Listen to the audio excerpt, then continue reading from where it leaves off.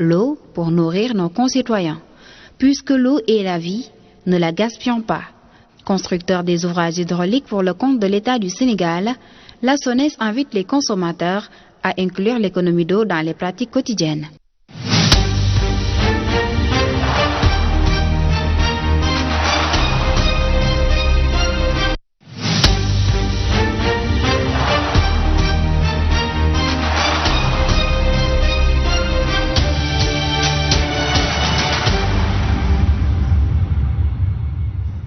Assalamu alaikum beaucoup de téléspectateurs. C'est un plaisir de retrouver l'émission de Club sur la CTV et sur la radio FM 89.7 avec Ndeye Diouf.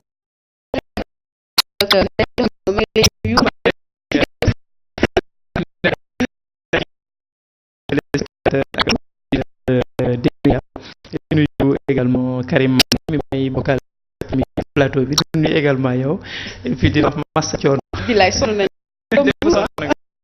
Karim moom dama nuyu dem bu may stressé moom laa bi ma la ooyee jotuma la moom laa ma ne ko je ne comprends pas mu ne dinañ am bi Karim maa ngi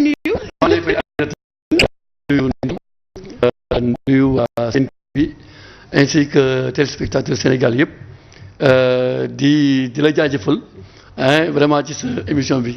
yéen a si jàpp donc laataa ñu dugg ci waxtaan bi rek dañuy jëli Souley Ndaw il a fait un papier sur le match d'hier dañuy seetaan élément bi ñëwaat ci plateau bi.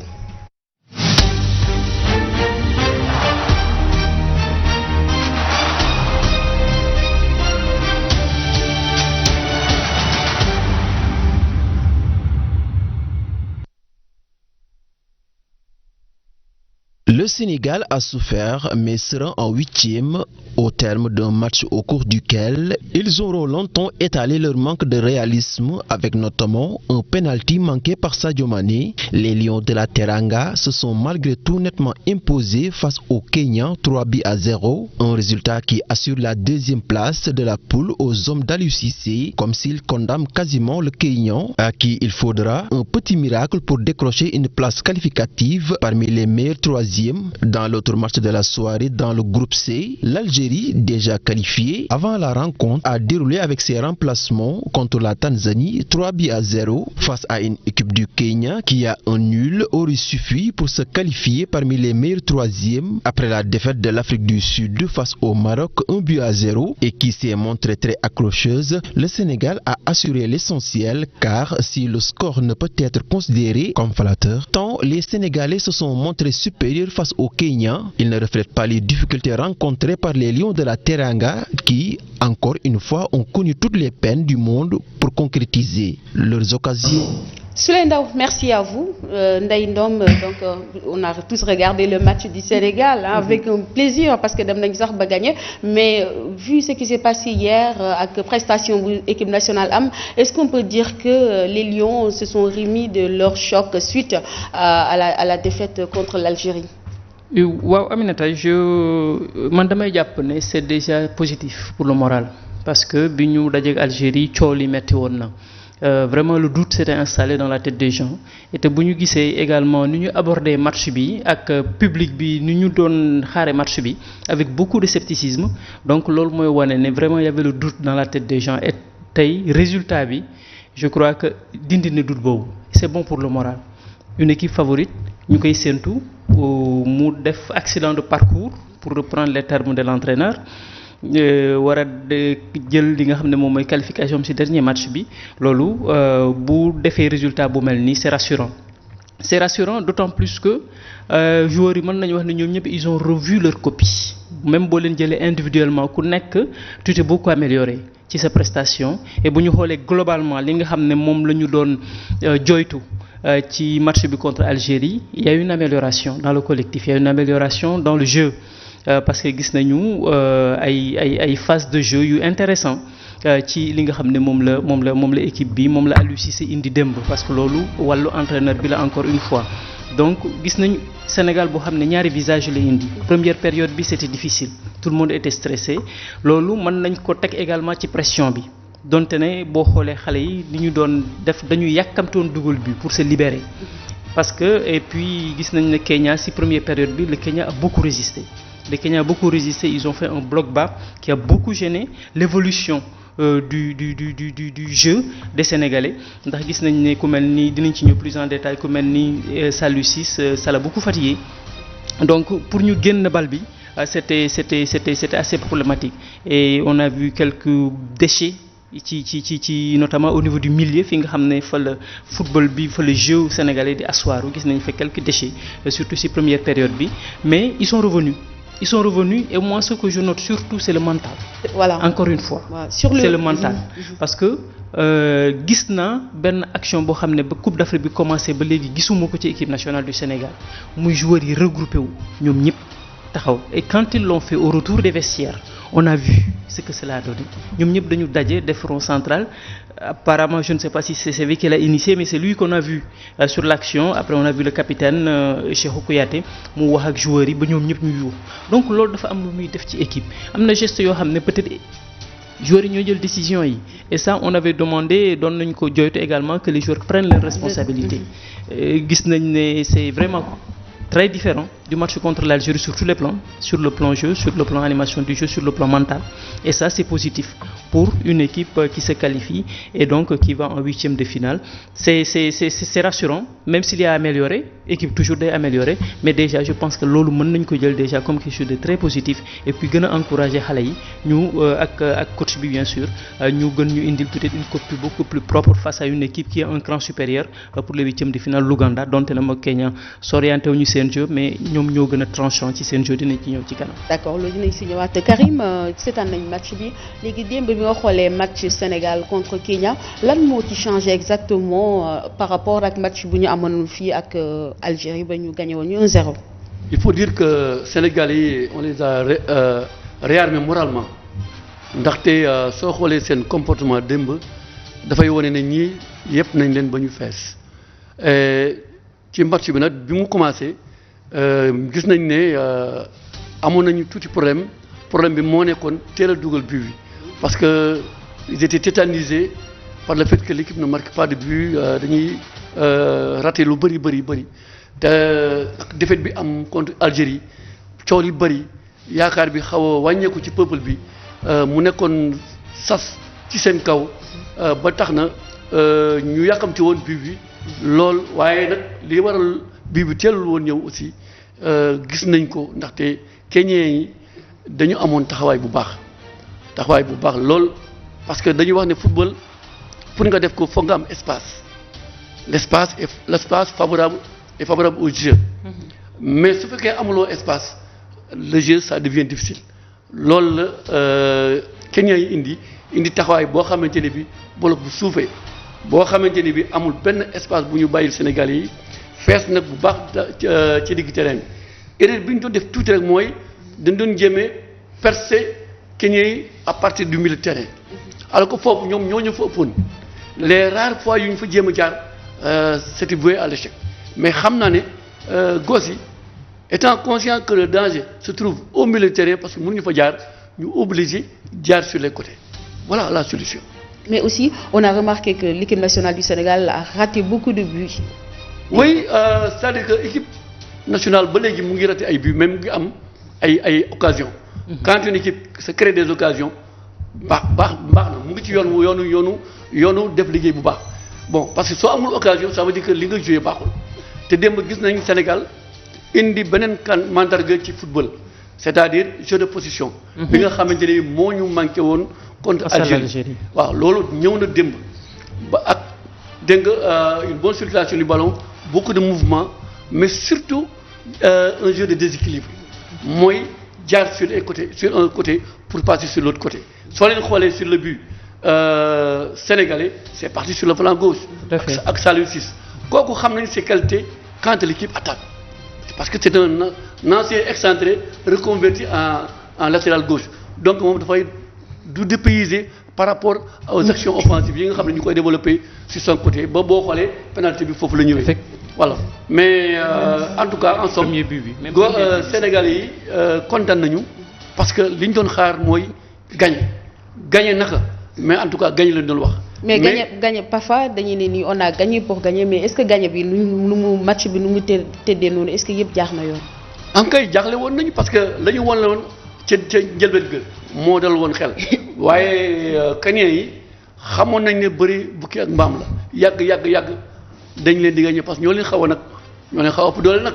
loolu moom leer na mais il fallait que ñoom ñu résister mais résister boobu nag su benn bii duggee rek day daal di am facilité boo xam ne day daal di ñëw effectivement loolu moo am bi ñu dugalee suñu premier bi ñoom ils étaient obligés pour jéem a génn desserrer un peu seen bloc pour mën a am dara foofu nag la ñu yàqulee parce que Sénégal au niveau de la transition daf ci am doole lool et c'est ce qui s'est passé gars yi déroulé d'une manière consciente nag wax dëgg yàlla Sénégal bii téye nañu ballon bi circulé ko lenn rek moo ci xawoon manqué amuloon ça manquait un peu d'intensité maanaam gaawul woon par moment dans les 30 derniers mètres et il fallait tout juste simplement accélérer dans les 30 mètres pour mën a éclater cette défense kenyane. mais nag démb vivacité bu ñu doon wax ci équipe kenyane bi démb sentiruñu ko. non c'est-à-dire que xam nga ñoom dañu ñëw pour jouer aussi longtemps que possible le nul waaw donc ci option boobu nag ñoom soxlawuñu di ubbeeku te pour nga mën a am mobilité foog ngay ubbeeku ñoom dañu sëcc. loolu mooy indi stratégie. voilà cette stratégie boobu lañu teg maanaam suufee wàññi espace yi serrer les lignes ba nga xamante ni Sénégal du mën a développer waaye Sénégal bi ñu comprendre ne face à une équipe bien regroupée il fallait passer sur les côtés ñu yaatal nag parce que soo yaatalee rek équipe bi day obligé étiré wu nga mën a am intervalle yoo xam ne dañ ko jouer waaye Sénégal démb dañoo def li football laaj c'est-à-dire le jeu le jeu en triangle maanaam comme ni ñu taxawee ñu ñett soo xamante ne man yor naa bal am naa ñaari possibilité muy yow ak muy ndey loolu moo am démb ci taxawaayu milieu terrain yi ci taxawaayu couloir yi même l'avant-centre était bien encadré par CV ak Gana ba nga xamante ne bi triangle bi day feeñ fu ne loolu moo tax Sénégal yi doon mën a gisante rapidement et dans n'importe quelle situation. Ndeye Ndom démb seetaan nga équipe nationale ndax gis nga maturité bu doy ci ñoom pour aller au bout de cette CAN. En fait une équipe à un moment donné day progresser parce que ñoom am nañu teq ci yoon bi donc il faut que l'équipe se réarme defaraat taxawaayam donc li nga xam ne moom la ñuy njëkk a def loolu dañ koy xaw a fàtte presque donc erreur bi nga xam ne moom la ñuy def si loolu la ñuy gën a appesantiru et donc les corrections se font à partir de cette erreur moo tax ñuy wax naan boo amee une défaite en match de poule moo gën parce que di nga am marge pour corriger wu parce que bu dee élimination directe da ngay dem donc on a vu que y a de la il y a eu des correctifs au niveau du jeu il y a eu des correctifs même au niveau de taxawaay de manière individuelle bu ñu jëlee ku mel ni Sadio Mané parce que moom moo ci gën a emblématique ci équipe bi démb ni ñu ko gisee taxawaayam dafa dal xel par rapport ak statut bi. deuxième mi-temps. Ça a évolué en première période. bi mu raté penalty bi. On a vu bi mu koy tiré presque à 90% les gens doutaient parce que taxawaay penalty dafa am ça se voyait il y avait de la nonchalance il n'était pas concentré. ci penalty bi et donc il s'est repris et ça c'est la marque d'un grand joueur boo daanoo da ngay jógaat nga taxawaat gis nañu mu dugal deuxième but bi et ça c'est un but d'attaquant gis nañu mu réceptionné balle bi ni mu éliminer défense bi. pousse ak dooleem ba dugal but bi et puis li gën a marquant mooy deuxième penalty bi il s'est arraché pour tirer penalty bi et donc loolu ça montre sa détermination ça montre sa confiance par rapport ak li nga xam ne moom mooy taxawaayam et ça c'est un plus parce que équipe bu amee un leader si le leader est bien dans sa tête ça profite à l'équipe gis nañu contre Algérie ñoom nu équipe bi yëpp la woon mais peut-être plus moom ak ni ñu ko yaakaare woon. tey bu ñu gisee mu am taxawaay bi tout le monde di ouf. il est revenu. c'est même un ouf de soulagement pour lui hein. C'est un ouf de soulagement pour tout le monde. Maintenant il démarre bien sa CAN parce que ñi nga xam ne ñoom mën nañu wax ne ñoom ñooy ay naatangoom ñoom ñëpp ñu ngi leen di citer ci CAN bi ku si nekk marqué nga. moom il marque un doublé c'est son premier doublé d'ailleurs en équipe nationale depuis 2012 qu'il est là. Et donc là c'est vraiment positif moom dafa am challenge personnel. démb wax nañ ko fi dafa am challenge personnel boo xam ne moom lay wut te à travers CAN bi la ko mën a am et il faut qu'il soit le leader qu'on attend et donc loolu équipe bi am na nu muy taxawee da ko ciy jàppale da ko ciy dimbali et hier on l'a vu donc c'est vraiment quelque chose. surtout que léegi moom il est à égalité de but ak concurrent Salah. Oui, il a égalité de buts. Ils sont au moins, je crois, 6 ou 7 à avoir marqué 2 buts dans cette CAN. Ouais. Et donc, mais les gens ne retiennent que ça là. Parce que mon Natangom, d'ailleurs, dès que vous marqué, tout le monde a dit maintenant il est au même niveau que ça là. Et ça, c'est tout à fait positif. Donc, nous avons Aliou Cissé également gën a taxawalaat li nga xam ne moom mooy stratégie parce que démb ni ñu ko waxee woon équipe bu ne ak stratégie bi ngay taxawal donte ne équipe dafa war am identité mais tu l'adaptes à l'adversaire démb gis nañ Kenya bi mu indee réaction boobu en fait moom la ñuy laaj coach bi quand il y a un problème qui se pose sur le terrain ba yow stratégie bi nga teg mënul jàll da ngay indiwaat beneen démb loolu lañ koy laaj depuis match contre Algérie bi il n'avait pas réagi hier il a réagi même il a fait du coaching.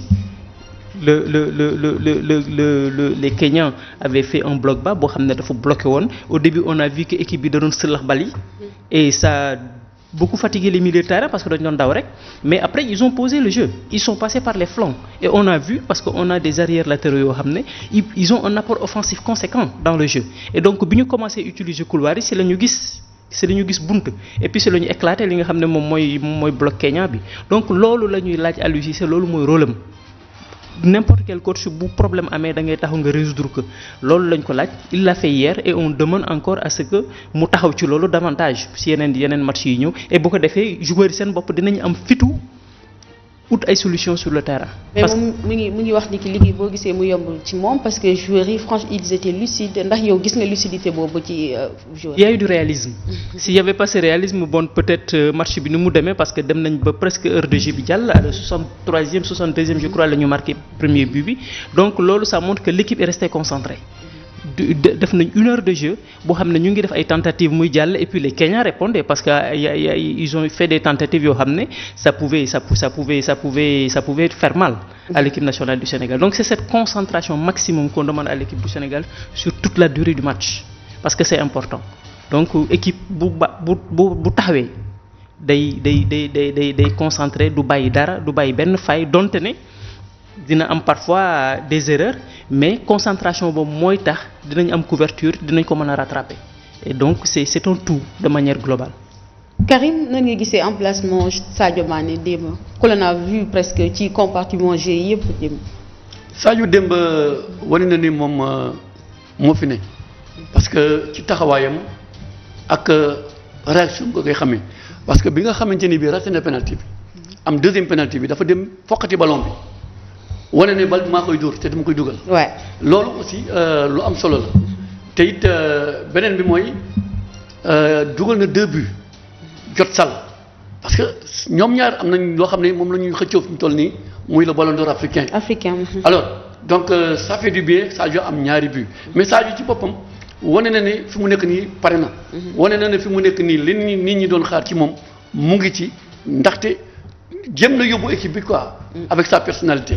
waaw jëm na ko boot te loolu amul woon ci jamono yi nga xamante ni moo bees léegi nag Aliou Cissé gis nañ ne démb am na jàngat def na li ñuy wax coaching bu baax parce que jóg na di orienter ses joueurs.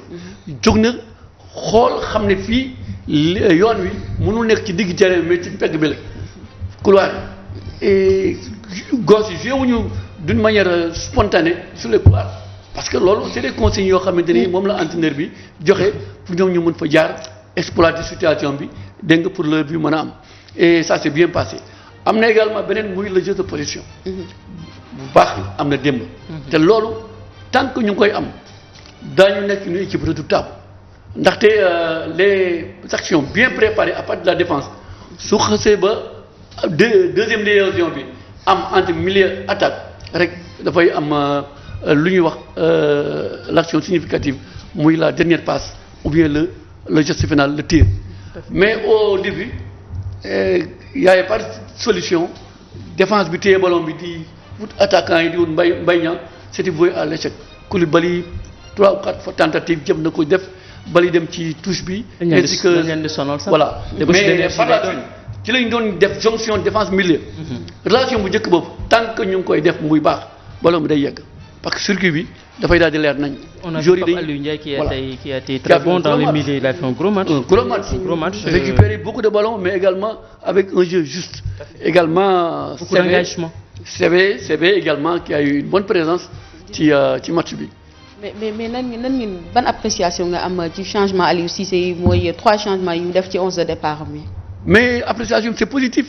Ça a amené un plus. mooy CV bi ñuy wax. mooy CV bi sur les balles arrêtées. Voilà. Presque toutes les balles arrêtées ont posé des problèmes au Kenya. Tu as vu. te moom loolu la ñu soxla woon si moom. Voilà, c'est le tireur de cette équipe sénégalaise. Waaw. bu bal amee sax d'ailleurs kenn du ko xëccoog moom. moom mooy tirer. Et il y a eu Saliou Ciss, on en a parlé tout à l'heure. Ouais. Li nga xam ne apporté na ko. Gassama Également. qui a été très bon dans son couloir. Qui a été solide. Et donc qui a permis donc si couloir droit bi mu nekk ñu mën fa dérouler. Voilà. Donc les changements. On apporte Gana quelque chose, ouais. peut-être Gana. Il revient de blessures. Voilà. Et donc ça lui a laissé des séquelles.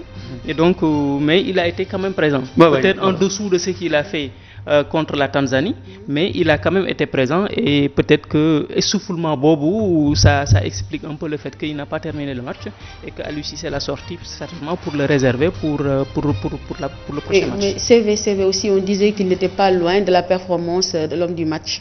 CV, il a été bon. Très bon. Vraiment ci récupération bi ak surtout distribution bi. Ouais. Parce que là on avait vraiment besoin de lui ci tir yi également, mais également sur le mental. Parce que démb dama gis joueurs yi di waxante seen biir loo xam ne daa gisuma ko woon.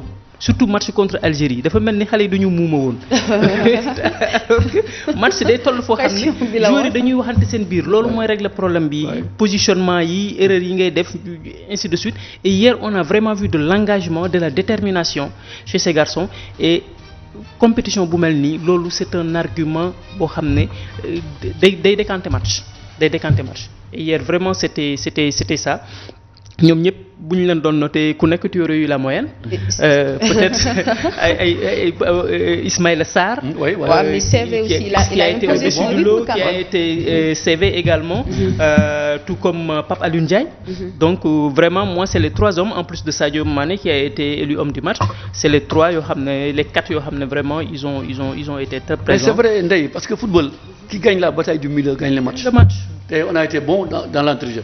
waaw ñoom ñett ñëpp kenn ku nekk tiré nga sa épingle du jeu wane nga sa savoir-faire tu as vraiment été vraiment positif parce que soo xoolee kenn ku nekk ci ñoom nombre de ballons reçus jot nañ ko sans faire de faute nombre de ballons donnés joxe nañ ko également sans autant de mauvaises passes sur 7 passes les 5 réussir nañ ko kenn ku ci nekk ça veut dire que ñoom kenn ku nekk suñu leen doon noté mën nañu am 8 sur 10 wala 9 sur 10. Donc on sentait la présence d'une touche technique hier. Oui, bien entendu. Il y en a parce que CV a apporté sa touche technique, sa lucidité et son savoir.